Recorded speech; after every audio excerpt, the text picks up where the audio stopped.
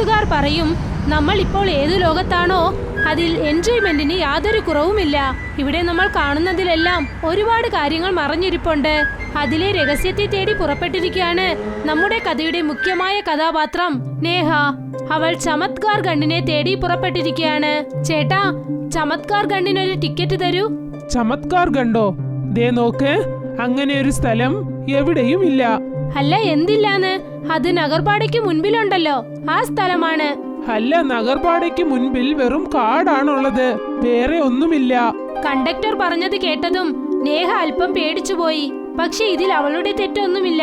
എടുത്തു പറഞ്ഞാൽ ചമത്കാർ ഗണ്ട് നഗരത്തിൽ നിന്നും ഒരുപാട് ദൂരെ വലിയ കാട്ടിൽ മറഞ്ഞിരിക്കുന്ന ഗ്രാമമാണ്. അതിനെക്കുറിച്ച് ആർക്കും ഒന്നും അറിയില്ല. എന്തിന്, ഇന്ത്യയുടെ ഭൂപടത്തിൽ അങ്ങനെ ഒരു സ്ഥലമുള്ളതിന്റെ യാതൊരു അടയാളവും ഇല്ല. കാരണം ആ ഗ്രാമം ശപിക്കപ്പെട്ടിരുന്നു. അതിന്റെ പേരും അതിന്റെ സത്യവും ഈ ലോകത്തു നിന്നും മാഞ്ഞു പോകുമെന്ന്. പക്ഷെ ഭൂപടത്തെക്കുറിച്ച് പഠിക്കുന്ന നേഹയ്ക്ക് താൻ ഒരു പ്രോജക്റ്റിൽ ജോലി ചെയ്തുകൊണ്ടിരുന്നപ്പോൾ ഈ ഗ്രാമത്തെക്കുറിച്ച് അവൾ അറിഞ്ഞു. ഉടനെ അവൾ തീരുമാനിച്ചു, അതായത് ആ ഗ്രാമത്തെ കണ്ടുപിടിക്കണമെന്ന്, പിന്നെ ആ ശാപത്തിന്റെ രഹസ്യം തീർക്കണമെന്നും. ഒരുപാട് സമയം യാത്ര ചെയ്ത് നേഹ നഗർപാടയിൽ ചെന്നെത്തി. ഇതും ശരിയാണ്, ഞാൻ ഇവിടെ വന്നെത്തിയിരിക്കുന്നു. എങ്ങനെയെങ്കിലും ആ ചമത്കാർ ഗണ്ണിനെ ഞാൻ കണ്ടുപിടിക്കണം. നേഹ ഒന്നിനെക്കുറിച്ചും ചിന്തിക്കാതെ രാത്രി ആ ഇരുട്ടത്ത് ആ കാട്ടിനകത്ത് നടന്നു. അകത്തേക്ക് പോകും തോറും ഇരുട്ട് വീണ്ടും അധികമാകാൻ തുടങ്ങി. അവിടെ ആകെ നിശബ്ദമായിരുന്നു. അപ്പോഴാണ് പെട്ടെന്ന് അവൾക്കൊരു ശബ്ദം കേട്ടത്. ആരാണത്? ദേ നോക്കൂ, ഞാൻ വീണ്ടും ചോദിക്കുന്നു, ആരാണത്? എന്റെ മുൻപിലേക്ക് വരൂ. പക്ഷെ നേഹയ്ക്ക് ഒരു മറുപടിയും കിട്ടിയില്ല. അപ്പോഴാണ് പെട്ടെന്ന് മരത്തിൽ നിന്നും പഴങ്ങളൊക്കെ താഴെ വീഴാൻ തുടങ്ങിയത്. അത് നേഹയുടെ മേലിൽ വന്ന് വീണു. നേഹ പേടിച്ച് നിലവിളിക്കാൻ തുടങ്ങി, രക്ഷിക്കണേ, രക്ഷിക്കണേ, ഇവിടെ എന്താണ് നടക്കുന്നത്? ആരോ ഉണ്ട്, ഇത് പ്രേതമാണ്. പേടി കൊണ്ട് നേഹയുടെ അവസ്ഥ മോശമായി. എങ്ങനെയോ ആ വീഴുന്ന പഴങ്ങളിൽ നിന്നും അവൾ രക്ഷപ്പെട്ടു വന്നു.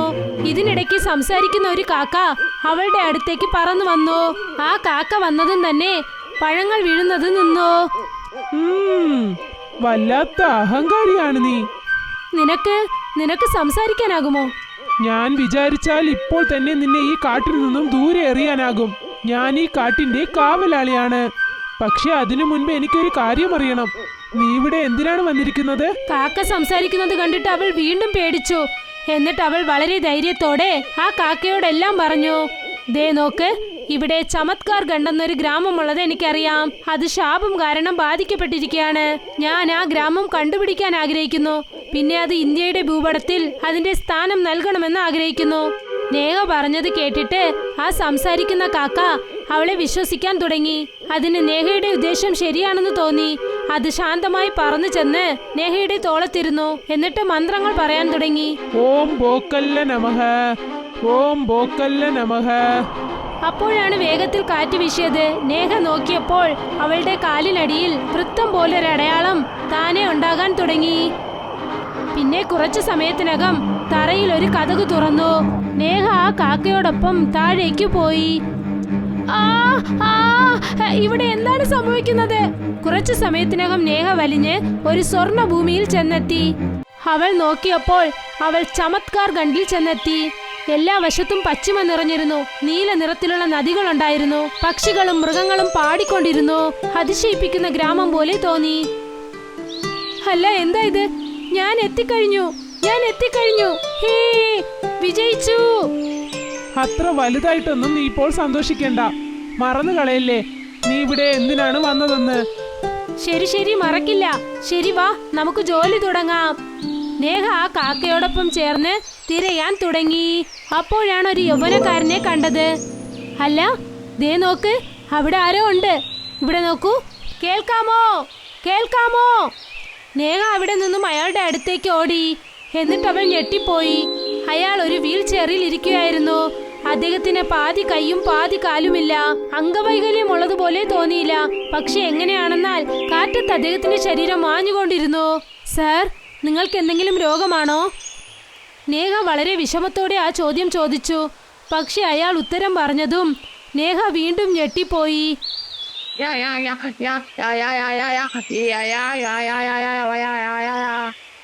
അല്ല, ഇതെന്തു ഭാഷയാണ്? ഇത് എനിക്കും മനസ്സിലാകുന്നില്ല. സാറേ, നിങ്ങൾ എന്താ ഇങ്ങനെ സംസാരിക്കുന്നേ?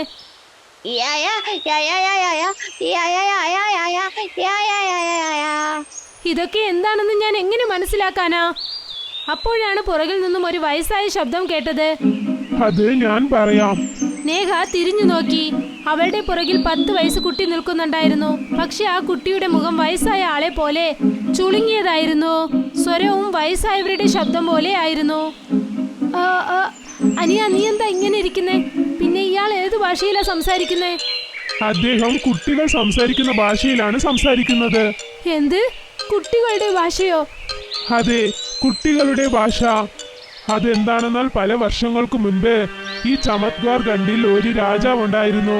അദ്ദേഹത്തിന് സ്ത്രീകളെ ഇഷ്ടമല്ല. അദ്ദേഹം സ്ത്രീകളെ ഭാരമായി കരുതി. അദ്ദേഹം എന്തു കരുതി എന്നാൽ സ്ത്രീകളുടെ ജോലി വീട് നോക്കുന്നതും ആഹാരം ഉണ്ടാക്കുന്നതും കുട്ടികളെ പ്രസവിക്കുന്നതുമാണെന്ന്. അതുകൊണ്ട് അദ്ദേഹം ഒരു വലിയ യാഗം നടത്തി.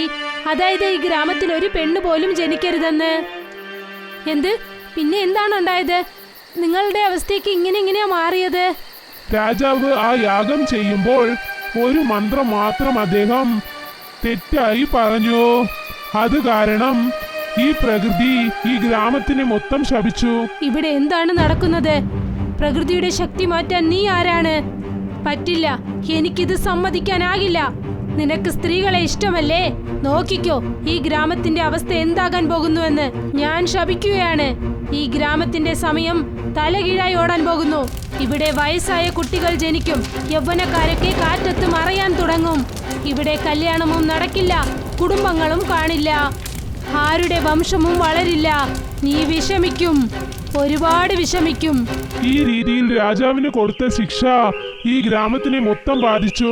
യാഗത്തിന് ശേഷം ഗ്രാമത്തിലുള്ള ജനങ്ങൾക്ക് ഓരോരുത്തർക്കായി വയ്യാതെയായി. അങ്ങനെയാണ് ഈ വിചിത്രമായ അവസ്ഥയുണ്ടായത്. ഇവിടെ വയസ്സായ കുട്ടികൾ ജനിക്കാൻ തുടങ്ങി. അവർ അമ്മയുടെ ഗർഭത്തിൽ നിന്നുമല്ല, കടലിന്റെ അലകളിൽ നിന്നുമാണ് ജനിച്ചത്. അവരുടെ കൈയൊക്കെ വിറച്ചുകൊണ്ട്, ശബ്ദമിടറിക്കൊണ്ട്, മുട്ടിൽ വേദനയോടുകൂടി ഗ്രാമത്തിലെ സ്കൂൾ നഴ്സറിയിൽ വയസ്സായ കുട്ടികൾ ഇരിക്കും. ടിഫൺ ബോക്സിൽ ചവർ ഫ്ലാഷും മുട്ടിയിൽ കെട്ടുമിട്ടിരിക്കും. ഇത് യഥാർത്ഥത്തിൽ വളരെ വിചിത്രമാണ്. ഇത് മാത്രമല്ല, അവർക്ക് വയസ്സാകും തോറും, അവർക്ക് 30 വയസ്സ് വന്നതും തന്നെ അവർ നല്ല യൗവനക്കാരായി മാറുന്നതായിരിക്കും. പക്ഷെ 50-ന് ശേഷം വീണ്ടും അവരുടെ ശരീരം തലകീഴായി മാറാൻ തുടങ്ങും. വീണ്ടും മുട്ടിൽ വേദന, ശബ്ദമിടറുക, പിന്നെ പതുക്കെ പതുക്കെ അവർ തവഴാൻ തുടങ്ങുന്നതായിരിക്കും. അവസാനം അവർ മുഴുവനായി ഒരു കുഞ്ഞായി മാറുന്നതായിരിക്കും. പിന്നെ അവർ കാറ്റത്ത് പറന്ന് ചാമ്പലായി മാറി മാഞ്ഞു പോകും. ഇത് വളരെ ഭയങ്കരമാണ് പിന്തു. നിങ്ങളൊക്കെ ഇത്രയും വർഷം എത്ര വേദന സഹിച്ചു എന്നറിയില്ല. എനിക്കും അതാണ് മനസ്സിലാകാത്തത്. നീ എങ്ങനെയാണ് ഇവിടേക്ക് വന്നത്? ഈ സ്ഥലത്ത് ഒരു പെണ്ണുങ്ങളും ഉള്ളതിന്റെ അടയാളം പോലും ഇല്ലല്ലോ. അതെ, ഞാൻ യഥാർത്ഥ ലോകത്തിൽ നിന്നും വന്നതാണ്, നിങ്ങളെയൊക്കെ ശാപത്തിൽ നിന്നും മോചിപ്പിക്കാൻ. പക്ഷെ ഇതൊക്കെ എങ്ങനെ ചെയ്യുമെന്ന് എനിക്ക് അറിയില്ല.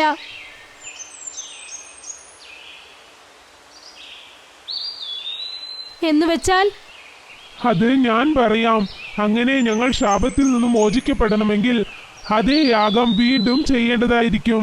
പക്ഷേ ഇത്തവണ ആ യാഗം ചെയ്യേണ്ടത് ഒരു പെണ്ണായിരിക്കണം, അതേ ദേവിയുടെ രൂപത്തിൽ. അവരെയാണ് ഈ രൂപം നാണം കെടുത്തിയത്. പ്രകൃതിയുടെ മാതാവ് അപ്പോഴേ പറഞ്ഞു, അവരെ കൊണ്ട് മാത്രമേ നിങ്ങളെ മോചിപ്പിക്കാനാകുമെന്ന്. എന്നാൽ ശരി, വാ യാഗം തുടങ്ങാം. പക്ഷെ ഓർമ്മ വെച്ചോളൂ, ഈ തലകീഴായി നടക്കുന്ന സംഭവങ്ങൾ മാറ്റാൻ നീ മന്ത്രങ്ങളും തലകീഴായി വേണം പറയാൻ. എന്ത്? മന്ത്രം തലകീഴായി പറയണോ? മന്ത്രം തലകീഴായി പറയണമെന്ന് പറഞ്ഞതും നേഹ അല്പം പേടിച്ചു. പക്ഷെ അവൾ ധൈര്യമായി പ്രവർത്തിച്ചു. യാഗം അവൾ തുടങ്ങി. ഓം നമഃശിവായയ്ക്ക് പകരം മിയോം യാവേ ശമ, മിയോം യാവേ ശമ, മിയോം യാവേ ശമൻ. നേഹ മന്ത്രങ്ങൾ തലകീഴായി പറയാൻ തുടങ്ങിയതും മേഘങ്ങൾ മാറാൻ തുടങ്ങി. കാറ്റ് വേഗത്തിൽ വീശി. എല്ലാം ശാന്തമായി മാറാൻ തുടങ്ങി. അപ്പോഴാണ് സൂര്യന്റെ ആദ്യത്തെ പ്രകാശം തറയിൽ കൊണ്ടത്. പിന്നെ ഗ്രാമത്തിൽ പതുക്കെ പതുക്കെ പ്രകാശമുണ്ടായി. പ്രകൃതിയുടെ ശാപത്തിന് മോചനം കിട്ടി. ഗ്രാമത്തിലെ വയസ്സായവരും കുട്ടികളും യഥാർത്ഥ രൂപത്തിലെത്തി. ഗ്രാമം മൊത്തം സന്തോഷം കൊണ്ട് നിറഞ്ഞു. ജനങ്ങൾ വീണ്ടും അവരുടെ ജീവിതം ജീവിക്കാൻ തുടങ്ങി. പിന്നെ ഇതുപോലെ നേഹയുടെ ബുദ്ധിശക്തിയും ധൈര്യവും പെൺശക്തിയും ഒരു ബാധിക്കപ്പെട്ട ഗ്രാമത്തിനെ ശാപത്തിൽ നിന്നും മോചിപ്പിച്ചു. വീണ്ടും ആ ഗ്രാമത്തെ ഇന്ത്യയുടെ ഭൂപടത്തിൽ കൊണ്ടുവന്നു. ചമത്കാർ ഗണ്ട് ഇപ്പോൾ യഥാർത്ഥമായി മാറി.